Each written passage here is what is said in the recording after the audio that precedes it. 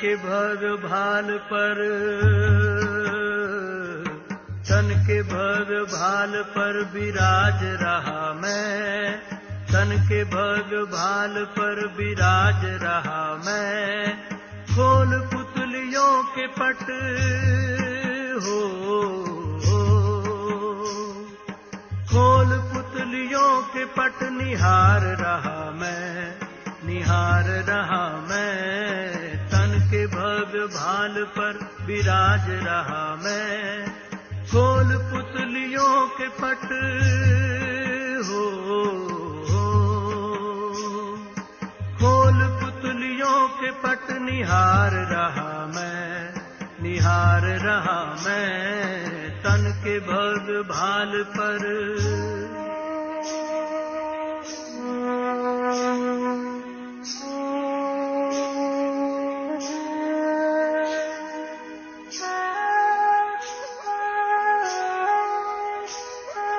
मैं प्रकाश पुंज हूँ, अनंत शक्तिवान हूँ, दिव्य ज्योति बिंदु हूँ, मैं शिव पिता समान हूँ। मैं प्रकाश पुंज हूँ, अनंत शक्तिवान हूँ, दिव्य ज्योति बिंदु हूँ, मैं शिव पिता समान हूँ। सृष्टि का श्रृंगार हूँ, इस जगत का सार हूँ, सृष्टि का श्रृंगार हूँ, इस जगत का सार हूँ। योनियों में श्रेष्ठ मानव जन्म का आधार हूँ। प्राण धरे तन में संचार रहा मैं, तन के भग भाल पर विराज रहा मैं। खोल पुतलियों के पट हो, खोल पुतलियों के पट निहार रहा मैं, निहार रहा मैं। तन के भग भाल पर विराज रहा मैं।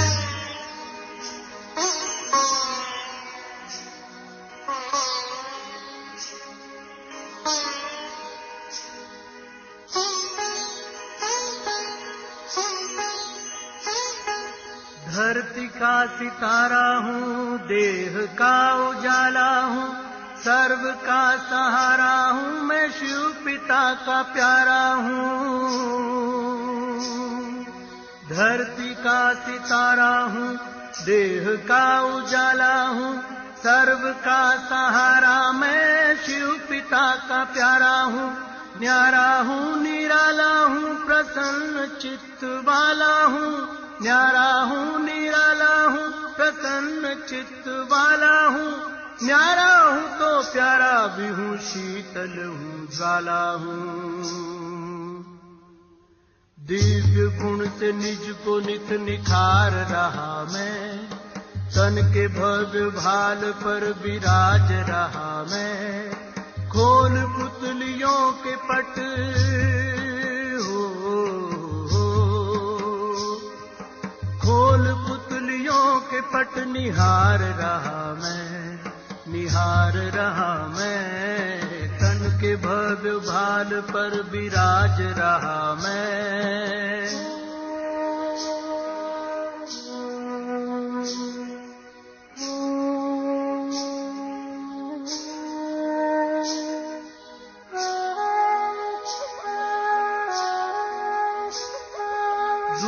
हर नशे मगर एक नशे में चूर हूँ, मैं खुदाई नूर हूँ, चेतन को ही नूर हूँ।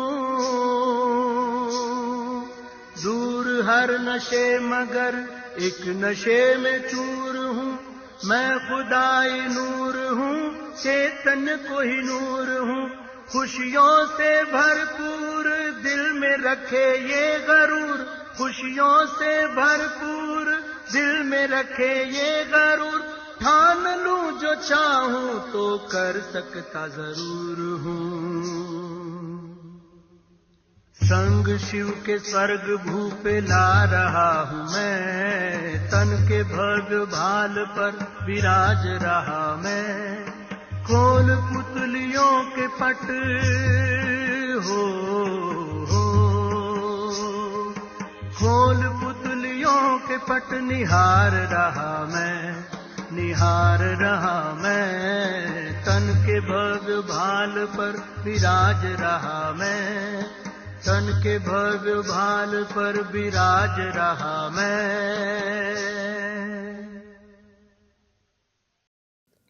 ओम शांति।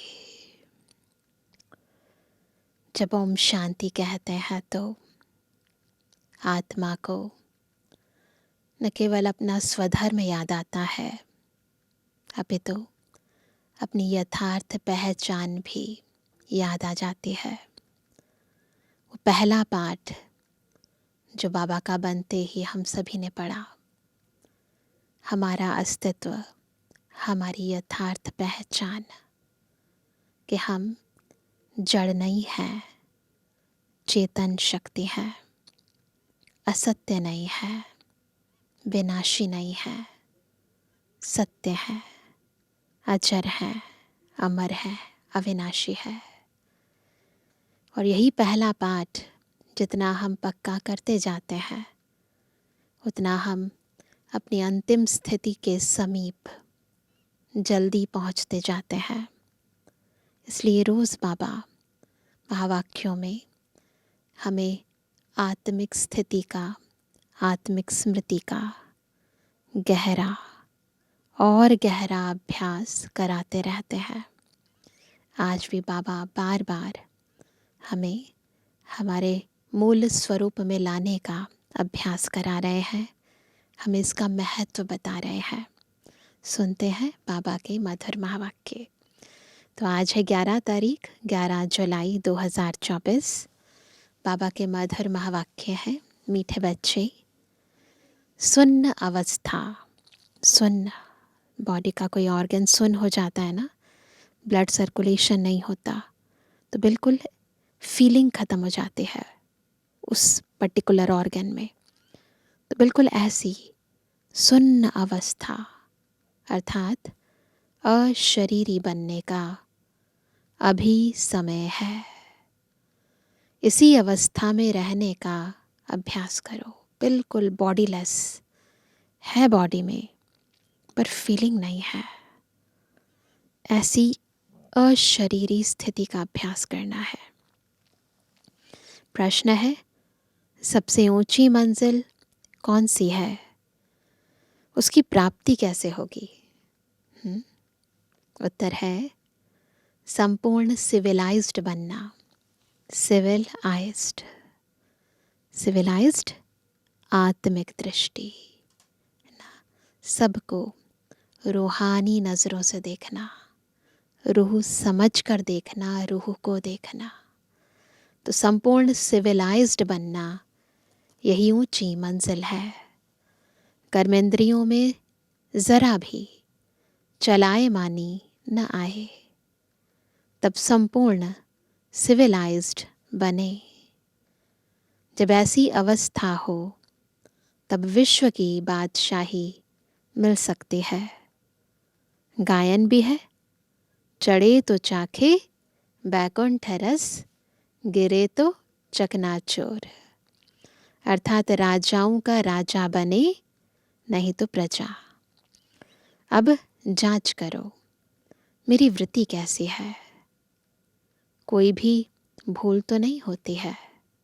खुद ही अपनी चेकिंग करनी है कि मेरी वृत्ति कैसी है ना। गलती से भी कोई गलत विचार है ना, कोई गलत भावनाएं उत्पन्न तो नहीं होती है। ओम शांति। आत्म अभिमानी हो बैठना है। कैसे बैठना है? सभी आत्माएं अपने अपनी भ्रुकुटी में बैठी हैं, पर बॉडी समझ के बैठी है या खुद को आत्मा समझ के बैठी है? तो आत्म अभिमानी हो बैठना है। बाप बच्चों को समझाते हैं कि अपने को आत्मा समझो। अब बाबा ऑलराउंडर से पूछते हैं, दादी ऑलराउंडर जी थी ना, तो उनसे पूछते हैं, सतयुग में आत्म अभिमानी होते हैं या देह अभिमानी? वहाँ तो ऑटोमेटिकली आत्म अभिमानी रहते हैं। खड़ी खड़ी याद करने की दरकार नहीं रहती। हाँ, वहाँ यह समझते हैं अब यह शरीर बड़ा हुआ, अब इसको छोड़ दूसरा नया लेना है। तो ये अंदर की स्थिति है सतयुग में। जैसे सर्प का मिसाल है, वैसे आत्मा भी यह पुराना शरीर छोड़ नया लेती है। भगवान मिसाल दे समझाते हैं, एग्जाम्पल देकर समझाते हैं। तुम्हें सभी मनुष्यों को ज्ञान की भूं भूं कर आप समान ज्ञानवान बनाना है, जिससे परिस्तानी निर्विकारी देवता बन जाएं। ऊंच ते ऊंच पढ़ाई है मनुष्य से देवता बनाना। गायन भी है ना, मनुष्य को देवता किए करत ना लागी वार। किसने किया? मनुष्य को देवता, है ना, किसने बना दिया? देवताओं ने नहीं किया, भगवान ही मनुष्य को देवता बनाते हैं। मनुष्य इन बातों को जानते नहीं। तुमसे सब जगह पूछते हैं। क्या पूछते हैं? कहीं भी जाओ तो आपकी एम ऑब्जेक्ट क्या है? तो क्यों नहीं एम ऑब्जेक्ट की लिखत का छोटा पर्चा छपा हुआ हो। कल की मुरली में भी बाबा ने यही कहा था कि एक छोटा सा पर्चा बनाकर डिस्ट्रीब्यूट करने के लिए होना चाहिए। कोई पूछे तो वो पर्चा दे देना चाहिए। जो कोई भी पूछे तो उनको पर्चा दे दो, जिससे समझ जाए। बाबा ने बहुत अच्छी रीति समझाया है। इस समय यह कलयुगी पतित दुनिया है, जिसमें महान अपरम अपार दुख है। अब हम मनुष्यों को सतयुगी पावन महान सुख धाम में ले जाने की सर्विस कर रहे हैं, वह रास्ता बताते हैं। ऐसे नहीं हम अद्वैत नॉलेज देते हैं, हम ऐसे अद्वैत नॉलेज नहीं देते। वे लोग शास्त्रों की नॉलेज को अद्वैत नॉलेज समझते हैं। तो दो भागों में डिवाइड किया हुआ, एक द्वैत एक अद्वैत।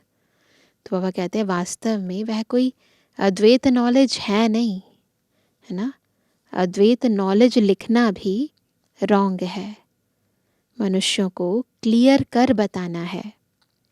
ऐसी लिखत छपी हुई हो जो झट समझ जाए कि इन्हों का उद्देश्य क्या है।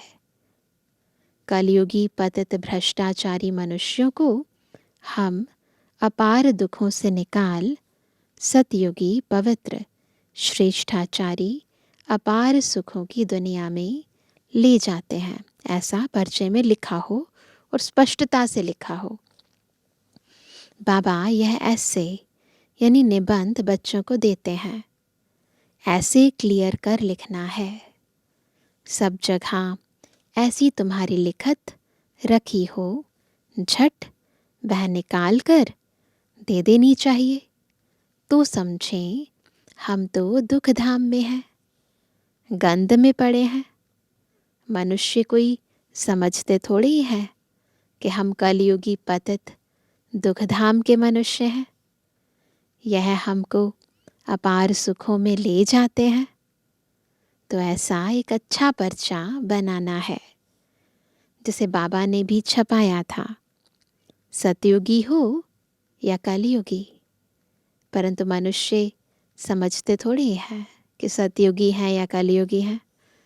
रत्नों को भी पत्थर समझ फेंक देते हैं। यह है ज्ञान रत्न। वैल्यू नहीं है ना।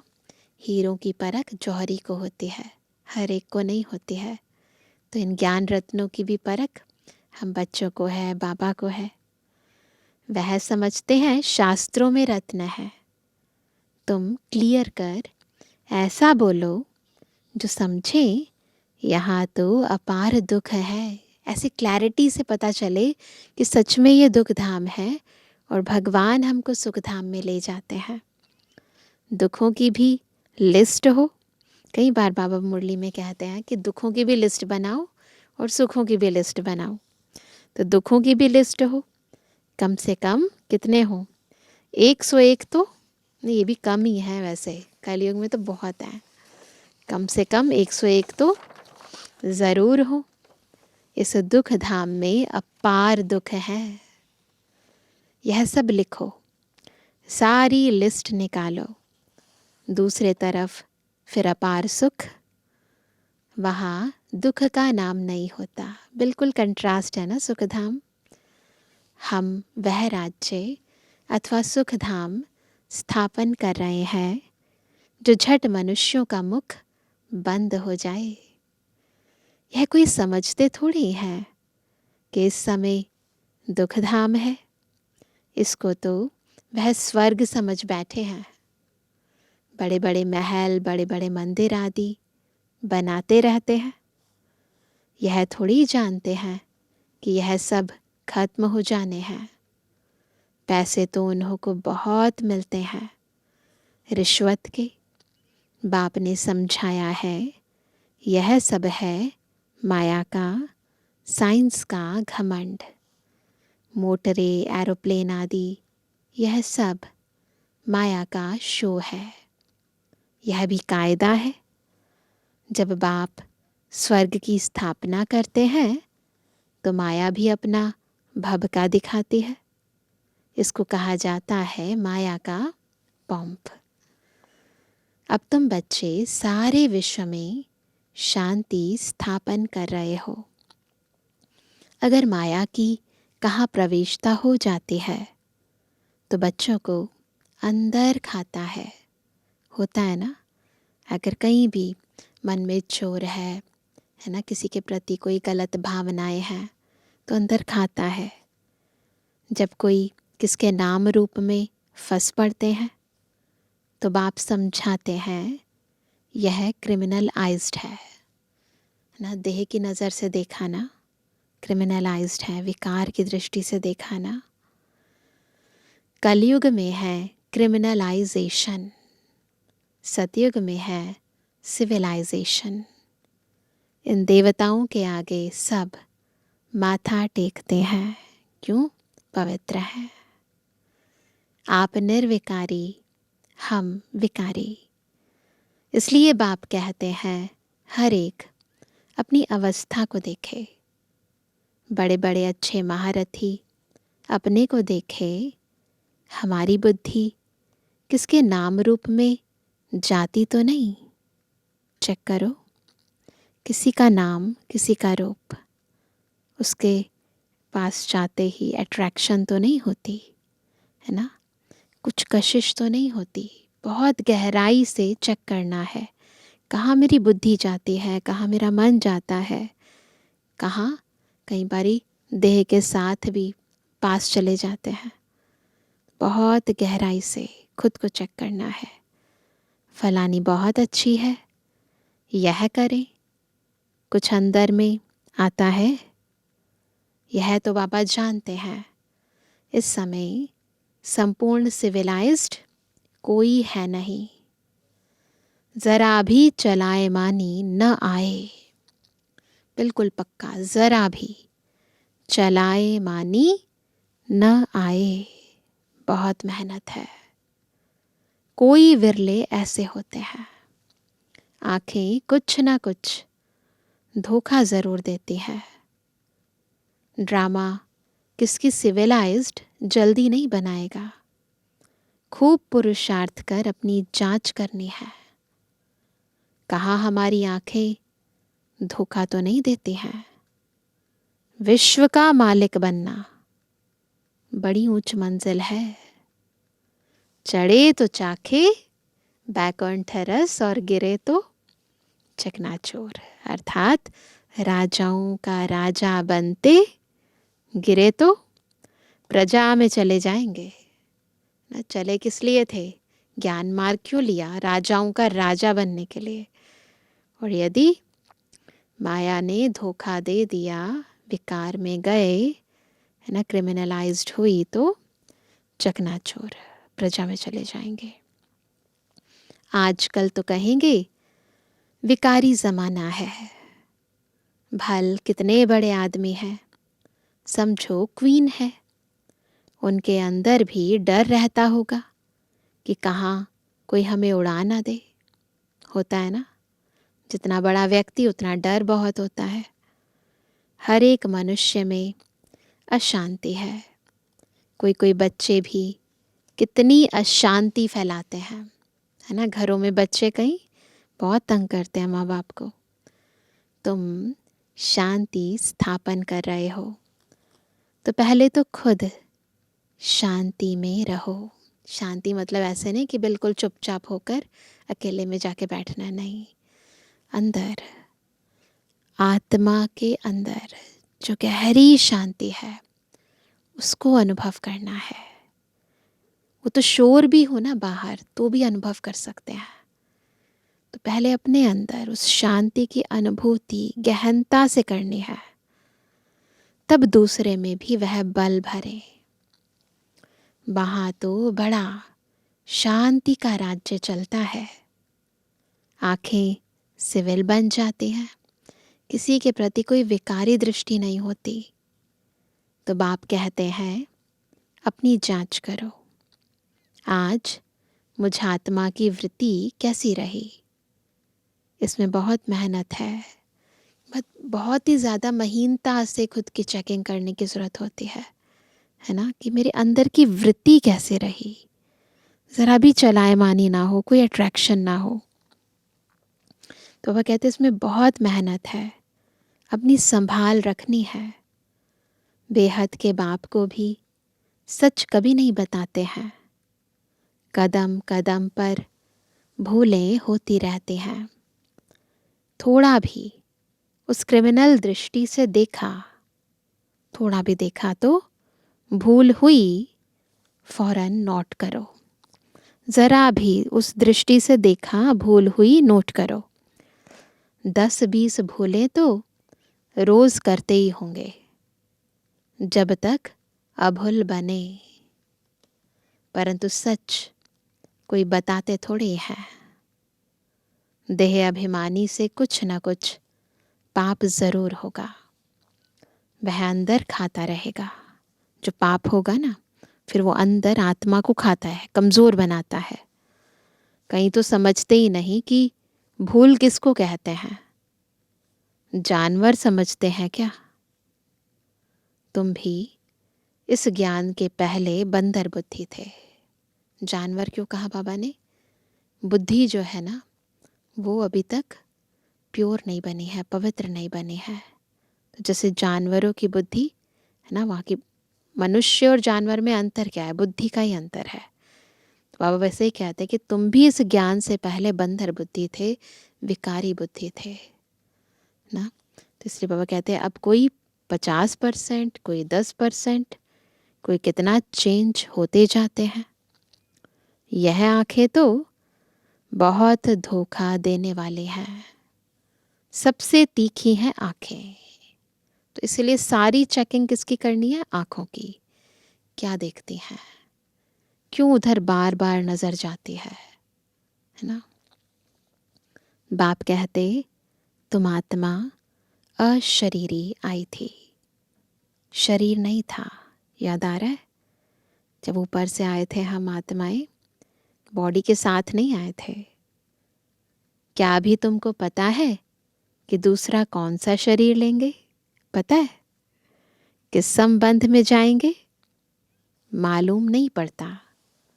गर्भ में, जब गर्भ में होते हैं तो गर्भ में सुन्न ही सुन्न रहते हैं, बिल्कुल सुन्न। आत्मा बिल्कुल ही सुन्न हो जाती है। जब शरीर बड़ा हो तब पता पड़े ना। जब गर्भ के अंदर आत्मा है तो उस समय बिल्कुल सुन्न है, अभी तक एक्टिवेट नहीं हुई है उसकी एनर्जीज।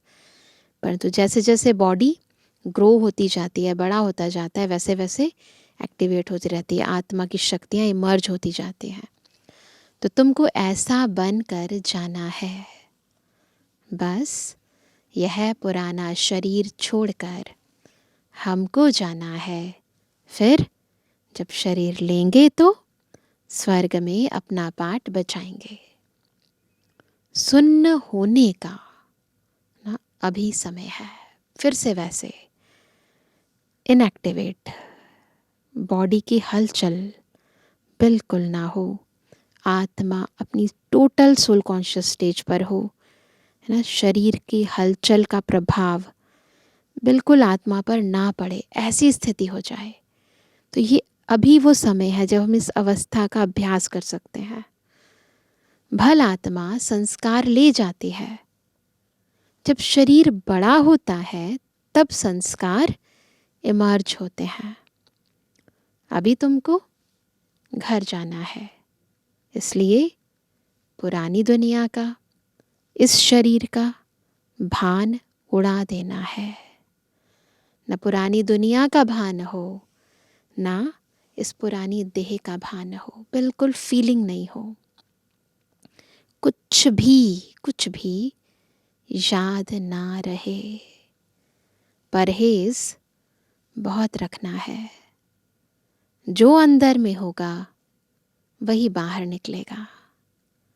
शिव बाबा के अंदर में भी ज्ञान है, मेरा भी पाठ है।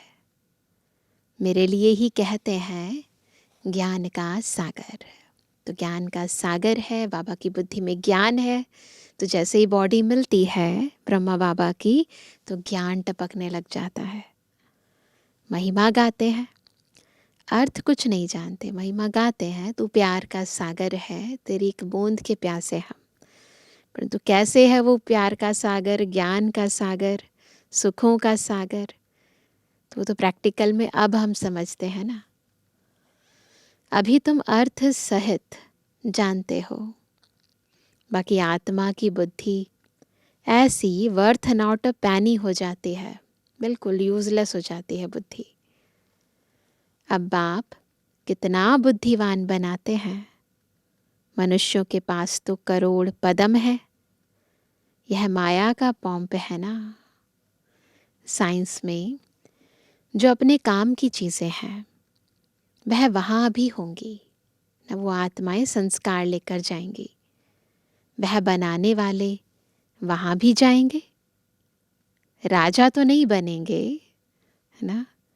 यह लोग पिछाड़ी में तुम्हारे पास आएंगे, फिर औरों को भी सिखाएंगे। एक बाप से तुम कितने सीखते हो, है ना। पढ़ाने वाला एक टीचर है और हम कितने सीखते हैं बाबा से ना। एक बाप ही दुनिया को क्या से क्या बना देते हैं।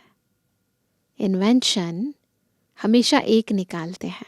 ऐसे ही होता है ना, दुनिया में भी एक ही साइंटिस्ट इन्वेंट करता है, परंतु वो जो इन्वेंशन हुई उससे फ़ायदा कितनों को होता है। तो इन्वेंशन हमेशा एक निकालते हैं फिर फैलाते हैं। बॉम्ब्स बनाने वाला भी पहले एक था, समझा इनसे दुनिया विनाश हो जाएगी, फिर और बनाते गए। वहाँ भी साइंस तो चाहिए ना, सतयुग में साइंस तो चाहिए ना। टाइम पड़ा है, सीख कर होशियार हो जाएंगे। तो बाबा कहते हैं बाप की पहचान मिल गई, फिर स्वर्ग में आकर नौकर चाकर बनेंगे। वहाँ सब सुख की बातें होती हैं। जो सुख धाम में था वह फिर होगा।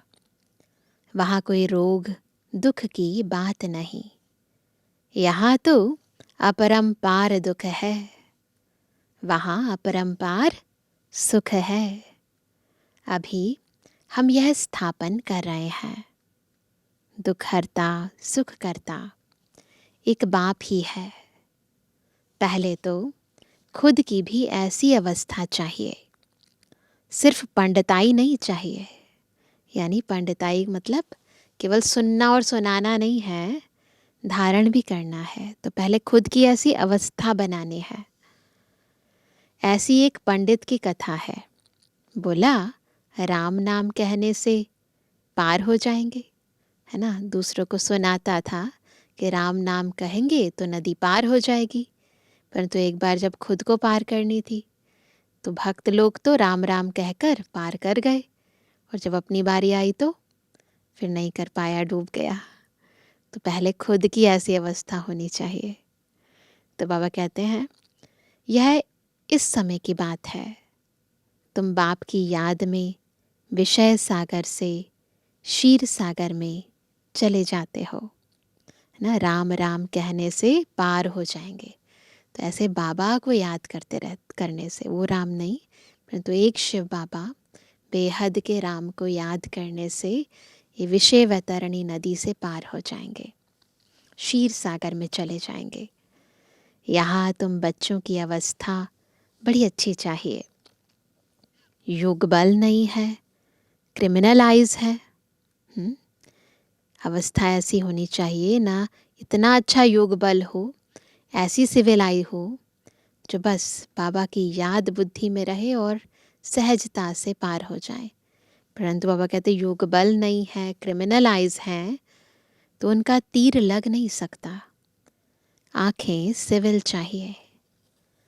बाप की याद में रह किसको ज्ञान देंगे तो तीर लग जाएगा। ज्ञान तलवार में योग का जौहर चाहिए। नॉलेज से धन की कमाई होती है, ताकत है याद की। बहुत बच्चे तो बिल्कुल याद करते ही नहीं, जानते ही नहीं। बाप कहते हैं मनुष्यों को समझाना है कि यह है दुख धाम, सतयुग है सुख धाम। समझाना है ये बात। कलयुग में सुख का नाम नहीं, अगर है भी तो भी कागविष्टा के समान है, बहुत थोड़ा सा नाम मात्र। सतयुग में तो अपार सुख है। मनुष्य अर्थ नहीं समझते, मुक्ति के लिए ही माथा मारते रहते हैं। न सुख क्या है दुख क्या है समझते नहीं है, बस मुक्ति चाहिए। जीवन मुक्ति को तो कोई जानते ही नहीं, तो ज्ञान भी दे कैसे सकते। वह आते ही हैं रजो प्रधान समय में, वह फिर राजयोग कैसे सिखलाएंगे। जो बाकी धर्म स्थापक हैं वो जिस समय आते हैं वो समय ही रजो प्रधान होता है, तो फिर वो राजयोग कैसे सिखलाएंगे। यहाँ तो सुख है कागविष्टा समान। राजयोग से क्या हुआ था यह भी नहीं जानते। तुम बच्चे जानते हो यह भी सब ड्रामा चल रहा है। अखबार में भी तुम्हारी निंदा लिखते हैं, यह तो होना ही है। अभी नहीं लिखते हैं, बाबा के टाइम पर तो बहुत लिखते थे। तो बाबा कहते हैं कि अखबार में भी लिखते हैं, परंतु ये भी होना ही है ना। अबलाओं पर किस्म किस्म के सितम आते हैं, दुनिया में अनेक दुख हैं। अभी कोई सुख है थोड़ी, इस दुनिया में कोई सुख नहीं है। भल कितना बड़ा साहूकार है, बीमार हुआ अंधा हुआ तो उसे सुख कहेंगे। तो दुख तो होता है ना, दुखों की लिस्ट में सब लिखो। बाबा ने कहा ना आज 101 दुखों की लिस्ट बनाओ। रावण राज्य कलयुग के अंत में यह सब बातें हैं। सतयुग में दुख की एक भी बात नहीं होती है। सतयुग में दुख की एक भी बात नहीं होती है, और यहाँ तो अपरंपार दुख है। सतयुग तो होकर गया है ना, अभी है संगम युग। बाप भी संगम पर ही आते हैं। अभी तुम जानते हो 5000 वर्ष में हम क्या क्या जन्म लेते हैं, कैसे सुख से फिर दुख में आते हैं। जिनको सारा ज्ञान बुद्धि में है, धारणा है, वह समझ सकते हैं। बाप तुम बच्चों की झोली भरते हैं। गायन भी है, धन दिए धन ना खुटे। धन दान नहीं करते हैं। बाबा ने ज्ञान धन हमको दिया, यह अखुट है, कभी खुटेगा नहीं। लेकिन यदि हम बाबा से ज्ञान लेकर, गुण लेकर, शक्तियाँ लेकर दान नहीं करते हैं तो गोया उनके पास है ही नहीं, है ना। अगर है तो देंगे ज़रूर। तो फिर मिलेगा भी नहीं, हिसाब है ना। तो जमा का खाता बढ़ाना चाहिए, जो बाबा से मिला है उसका दान भी देना चाहिए। देते ही नहीं तो मिलेगा कहाँ से, है ना। वृद्धि कहाँ से होगी। यह विनाशी अखुट ज्ञान है, इन रत्नों का जितना दान करेंगे उतना बढ़ेगा। तो वृद्धि कहाँ से होगी। यह सब है अविनाशी ज्ञान रत्न। नंबरवार तो हर बात में होते हैं ना। यह भी तुम्हारी रूहानी सेना है। कोई रूह जाकर ऊंच पद पाएगी, कोई रूह प्रजा पद पाएगी, जैसे कल्प पहले पाया था। अच्छा, मीठे मीठे स्वर से एबल आज्ञाकारी बच्चों पर माता पिता बाप दादा का याद। Good morning. रूहानी बच्चों की रूहानी बाप दादा को गुड मॉर्निंग, नमस्ते नमस्ते नमस्ते। धारणा के लिए मुख्य सार। पहला, अपनी संभाल करने के लिए कदम कदम पर जांच करनी है कि पहला, आज मुझ आत्मा की वृत्ति कैसी रही। चेक करेंगे सभी। आज मुझ आत्मा की वृत्ति कैसी रही। दूसरा, आंखें सिविल रहीं। तीसरा, देह अभिमान वश कौन सा पाप हुआ। तो ये तीनों बातें लिखनी है। दूसरा, बुद्धि में अविनाशी ज्ञान धन धारण कर फिर दान करना है। ज्ञान तलवार में जौहर जरूर भरना है। वरदान है, सत्यता की अथॉरिटी को धारण कर सर्व को आकर्षित करने वाले निर्भय और विजयी भवा। कैसे बनेंगे निर्भय और विजयी। जब सत्यता की अथॉरिटी को धारण करके सर्व को आकर्षित करेंगे। आप बच्चे सत्यता की शक्तिशाली श्रेष्ठ आत्माएं हो। सत्य ज्ञान, सत्य बाप, सत्य प्राप्ति, सत्य याद, सत्य गुण, सत्य शक्तियां सब प्राप्त है। कोई भी चीज झूठ नहीं है। सत्य यानी सदा रहने वाली, स्वयं सत्यम शिवम सुंदरम से प्राप्त होने वाली। तो ऐसी अखुट अविनाशी प्राप्तियां हैं। इतनी बड़ी अथॉरिटी का नशा रहे ना, कितनी प्राप्तियां हैं, वो भी सत्य, इसका नशा रहे। तो यह सत्यता की अथॉरिटी हर आत्मा को आकर्षित करती रहेगी। झूठ खंड में भी ना, दुनिया क्या है, झूठ खंड। तो झूठ खंड में भी ऐसी सत्यता की शक्ति वाले विजयी बनते हैं। सत्यता की प्राप्ति खुशी और निर्भयता है। सत्य बोलने वाला निर्भय होगा, उनको कभी भय नहीं हो सकता। स्लोगन है, वायुमंडल को परिवर्तन करने का साधन है क्या। पॉजिटिव संकल्प और शक्तिशाली वृत्ति। पॉजिटिव संकल्प और शक्तिशाली वृत्ति से वायुमंडल को बदल दोगे। तो अभी सुनते हैं आज का व्यक्त इशारा। जैसे बाप की महिमा में विशेष रहम दिल का गुण गाया जाता है। भगवान की महिमा में कहते हैं ना, वो तो कैसे अजामिल जैसे पापियों का भी उद्धार रहम दिल है। चाहे देश में चाहे विदेश में बाप के आगे जाएंगे तो रहम दिल मर्सीफुल कहेंगे। तो आप सभी भी, हम सभी भी ना, तो आप सभी भी मास्टर रहम दिल हो। जैसे बाबा रहम दिल वैसे हम मास्टर रहम दिल। ऐसे रहम दिल बन सब पर उपकार करो। याद रखो हम कौन है, मास्टर रहम दिल। अच्छा। ओम शांति।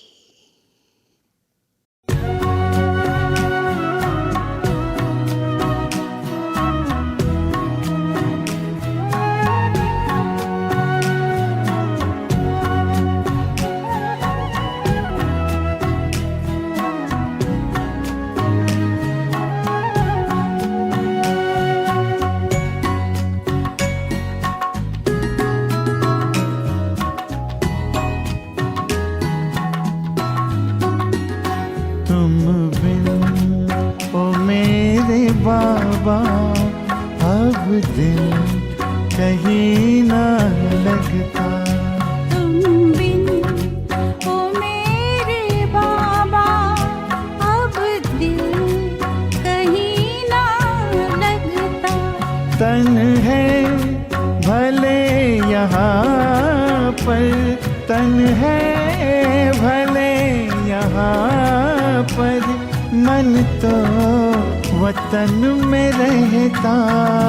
तुम बिन ओ मेरे बाबा अब दिल कहीं ना लगता। तुम बिन ओ मेरे बाबा अब दिल कहीं ना लगता।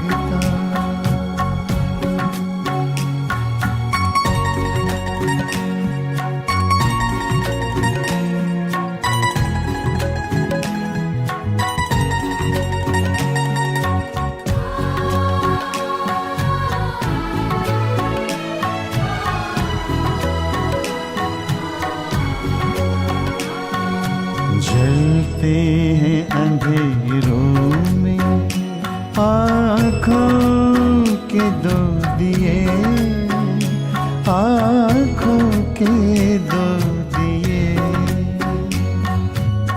जलते हैं अंधेरों में आँखों के दो दिए, आँखों के दो दिए। ठहरे हैं हम जहाँ में बाबा तेरे लिए, बाबा तेरे लिए। यादों का आशियाना इसमें तू ही तो बसता। तुम बिन ओ मेरे बाबा अब दिल कहीं ना लगता।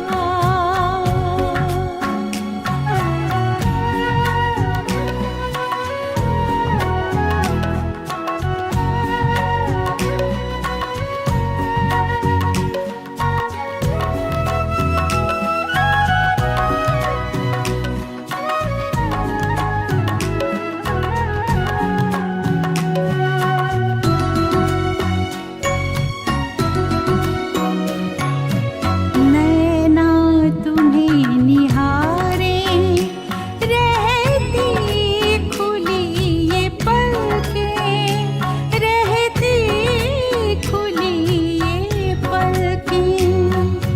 नैना तुम्हें निहारे रहती खुली ये पलकें, रहती खुली ये पलकें। कब आए वो घड़ी जब हम संग तुम्हारे चलते, हम संग तुम्हारे चलते। अपना वो घर सुहाना अब तो है हमको दिखता। तुम बिन ओ मेरे बाबा अब दिल कहीं ना लगता। तुम बिन ओ मेरे बाबा अब दिल कहीं ना लगता। तन है भले यहाँ पर, तन है भले यहाँ पर, मन तो वतन में रहता। तुम